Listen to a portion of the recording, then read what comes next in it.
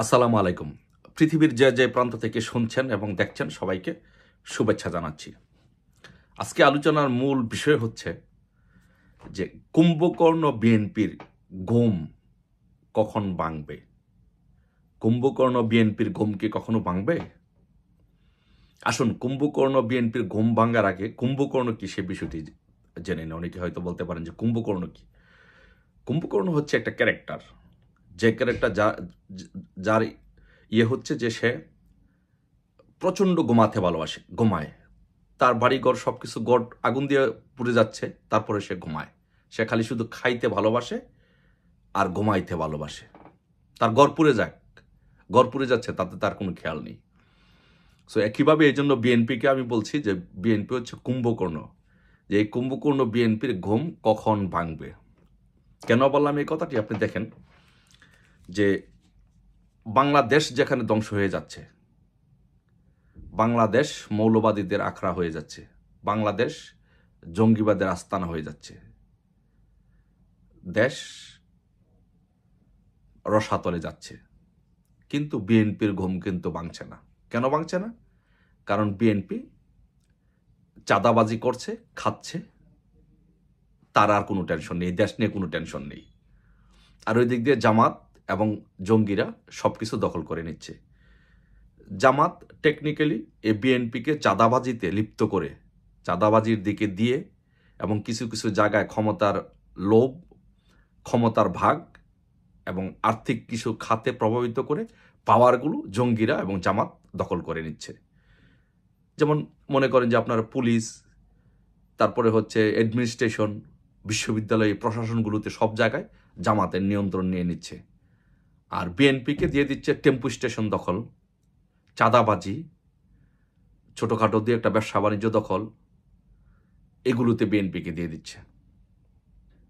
আর BNP এগুলো খেয়ে, BNP যে খাইতে ভালোবাসে, কুম্ভকর্ণ খেতে ভালোবাসে আর ঘুমাতে ভালোবাসে, বিএনপি এগুলো খাচ্ছে, খেয়ে ঘুমাচ্ছে। কিন্তু বিএনপির ঘুম তো আর ভাঙছে না, কিন্তু দেশ তো ধ্বংস হয়ে যাচ্ছে। তাই আমি বলছি যে এই কুম্ভকর্ণ বিএনপির ঘুম কখন ভাঙবে। এই যে দেখেন আপনি, ইশরাককে মেয়র দায়িত্ব দিয়ে দেওয়া হয়েছে, চিটাগাংকে আরেকজনকে দিয়ে দেওয়া হচ্ছে। এই যে ছোটোখাটো ক্ষমতাগুলো আস্তে আস্তে বাক করে দিচ্ছে, আর বিএনপি তাতে করে খুশি।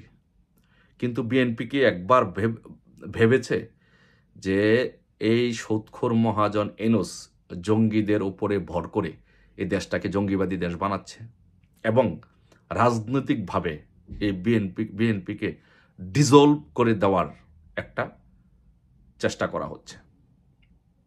কারণ ইনুসের নেতৃত্বে ছাত্রদের দ্বারা যে দল গঠিত হয়েছে, আমি আগেও বলেছি, এই দলে কিন্তু বিএনপির অসংখ্য নেতাকর্মী এই দলে চলে যাচ্ছে এবং স্থানীয় সরকার নির্বাচন যখন দিবে তখন বিএনপির অসংখ্য নেতাকর্মী এই এনসিপির গিয়ে নির্বাচনে অংশগ্রহণ করবে। তখন কিন্তু বিএনপি আর ঘুম ভাঙলেও কাজ হবে না। ঘুম ভাঙবে, দেখবে যে বিএনপির আর কিছুই নেই, অস্তিত্ব নেই, ঘরবাড়ি সব পুড়ে ছারখার হয়ে গেছে। তখন বিএনপি নিজেও থাকবে কিনা, এই কুম্ভকর্ণের নিজের অস্তিত্ব থাকবে কিনা, সেটা নিয়েও সন্দেহ আছে।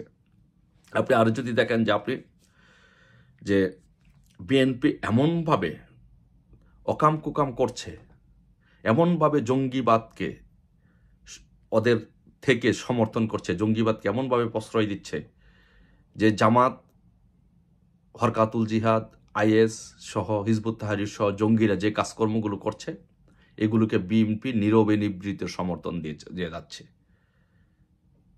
কিন্তু বিএনপির নীতির সাথে কি এটা যায়?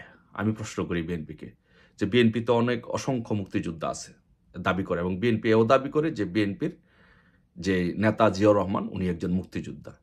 তো এখন উনি যদি এই মুক্তিযোদ্ধা, এই দলটির প্রধান যদি মুক্তিযুদ্ধ হয়ে থাকে এবং ওরা যদি মুক্তিযোদ্ধাদের দল দাবি করে, তাহলে ওরা কিভাবে ৭১-এর পরাজিত এই জামাত শিবির ওদেরকে আশ্রয় প্রশ্রয় দেয়? দেখেন, আরেকটি কথা বলি, যে ৫ তারিখ পর্যন্ত কিন্তু বিএনপির একটা ভালো জনপ্রিয়তা ছিল। আমি আওয়ামী লীগের লোক হয়েও আমি বলছি যে ৫ তারিখ পর্যন্ত বিএনপির একটা জনপ্রিয়তা ছিল। এখন সেই জনপ্রিয়তাটাকে জামাত টেকনিক্যালি বিএনপিকে টেম্পু স্টেশন দখল, চাঁদাবাজি, সন্ত্রাসী, ছিনতাই, লুটপাট, এগুলোর দিকে দাবিত করে জামাত টেকনিক্যালি বড় বড় প্রতিষ্ঠানগুলো, বড় বড় জায়গাগুলো, পাওয়ারের কেন্দ্রগুলো, নির্বাচন কমিশন, পুলিশ, অ্যাডমিনিস্ট্রেশন, এগুলো ওরা দখল করে নিচ্ছে। তার মানে দিন শেষে কি হচ্ছে, একদিকে জামাত ফেলিফুপে, জঙ্গিবাদীরা ফেলিফুপে বড় হচ্ছে, অন্যদিকে ইউনূস তার এনসিপিকে প্রতিষ্ঠিত করছে, এনসিপিকে দিয়ে নতুন দল গঠন করে ক্ষমতায় থাকতে চাচ্ছে। তার মানে কি, দিন শেষে ভবিষ্যৎবাণী লিখে রাখেন, যদি বিএনপির এই কুম্ভকর্ণ বিএনপির যদি ঘুম না ভাঙ্গে, তাহলে বিএনপির অবস্থা জাতীয় পার্টির চাইতেও খারাপ পরিণতি হবে এই বিএনপির। কারণ জাতীয় পার্টি তো একসময় 9 বছর ক্ষমতা ছিল, আস্তে আস্তে বিলীন হয়ে গেছে বিভিন্ন রাজনৈতিক দলের কাছে। এই বিএনপিও এখন আস্তে আস্তে এই এনসিপি বলেন, অন্যান্য দলগুলো বলেন, ওদের কাছে আস্তে আস্তে বিলীন হয়ে যাবে, যদি এই কুম্ভকর্ণ বিএনপির ঘুম না ভাঙ্গে। সো আলটিমেটলি যেটা হবে, যে বাংলাদেশ বিএনপি যদি তাদের দায়িত্ব পালন করতে, রাজনৈতিক দল হিসাবে তারা যদি তাদের দায়িত্ব পালন করতে ব্যর্থ হয়, তাহলে বাংলাদেশটা আফগানিস্তানের মতো একটি তালেবানি রাষ্ট্র হবে। কারণ যেভাবে সব দিকে এই জঙ্গি এবং ইসলামিক সন্ত্রাসীরা, যেভাবে ইসলামিক জঙ্গি গোষ্ঠী যেভাবে মাথাচাড়া দিয়ে উঠছে বাংলাদেশে, একসময় বাংলাদেশে, আজকে আমি দেখলাম যে একটা মহিলাকে সে নাকি কি পরকিয়া করছে বা কি এরকম সামথিং, সেই অপরাধে তাকে মাটির মধ্যে ঘেরে তার বিচার করছে।